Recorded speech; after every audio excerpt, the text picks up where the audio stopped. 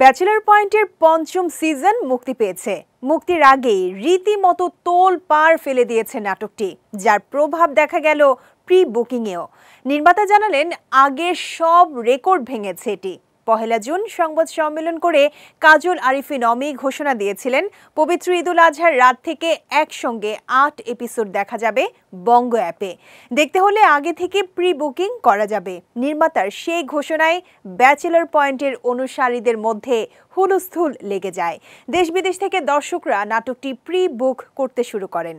কাজল আরিফিন অমি গণমাধ্যমকে বলেন, bachelor point season 5-এর pre বুকিংয়ে যেটা ঘটছে, বাংলাদেশের ওটিটি মার্কেট তা আগে কখনো দেখেনি। পরিষ্কার বোঝা যাচ্ছে বাংলাদেশের ওটিটি ইন্ডাস্ট্রি এগিয়ে যাচ্ছে।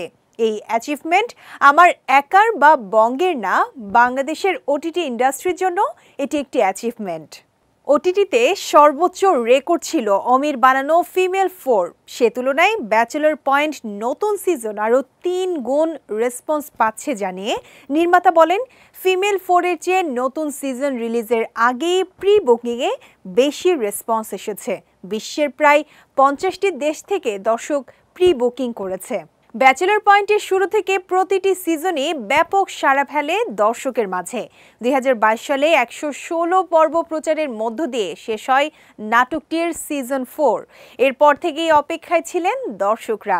এবার এলো পঞ্চম সিজন।